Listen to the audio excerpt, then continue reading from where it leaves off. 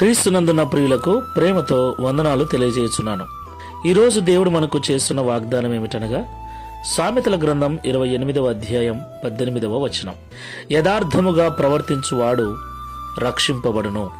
ఆమేన్. నా ప్రియమైన సహోదరి సహోదరులారా, ప్రతి ఒక్కరికి యథార్థమైన జీవితం చాలా అవసరం.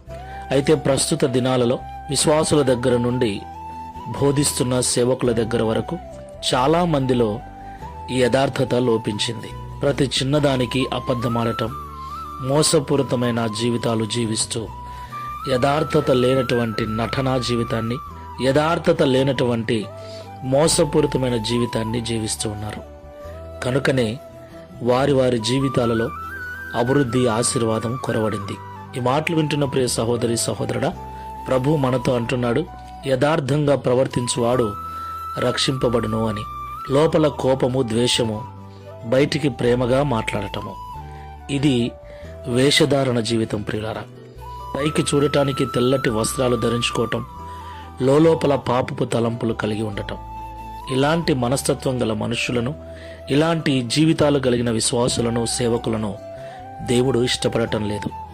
కాబట్టి యథార్థమైన జీవితాన్ని జీవిద్దాం, యథార్థంగా మాట్లాడదాం, ఉన్నది ఉన్నట్లుగా జీవిద్దాం, ఉన్నది ఉన్నట్లుగా మాట్లాడదాం. దాని వలన కొందరు దూరమైనా సరే, కొందరు మనల్ని వ్యతిరేకించినా సరే, యథార్థమైన జీవితాలు జీవిద్దాం.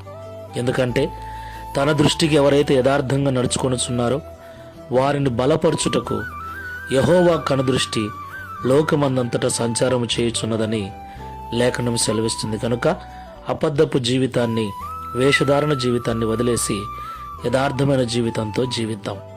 ప్రార్థన చేసుకుందాం. కృపా సత్య సంపూర్ణమైన యేసయ్య, పరిశుద్ధమైన మీ నామమునకు స్తోత్రాలు చెల్లిస్తున్నాం.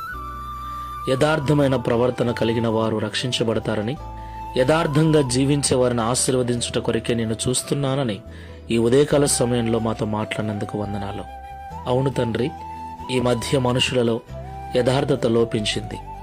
అబద్ధపు జీవితం, నటనా జీవితం, మోసపూరితమైన జీవితాలలో విశ్వాసులు సహితం, సేవకులు సైతం బ్రతుకుచూ ఉన్నారు. అది ఎవరికి మంచిది కాదని ఈరోజు మమ్మల్ని ప్రేమగా హెచ్చరించినందుకు స్తోత్రాలు. ఈ ప్రార్థనలో ఏకీభవిస్తున్న మేమందరము కూడా ఇక మీదట యథార్థమైన హృదయాలు కలిగి, ఉన్నది ఉన్నట్లుగా మాట్లాడుతూ, ఉన్నది ఉన్నట్లుగా ఖచ్చితమైన జీవితాలు జీవిస్తూ, తద్వారా నీ కృపను పొందుకొని నీ ద్వారా ఆశీర్వదించబడినట్లు సహాయము చేయమని, ఈ దిన వాగ్దానమును మా అందరి జీవితంలో నెరవేర్చి మీ నామమును మహిమపరచుకొనుమని యేసు నామంలో ప్రార్థిస్తున్నాము తండ్రి. Amen. Praise the lord. God bless you.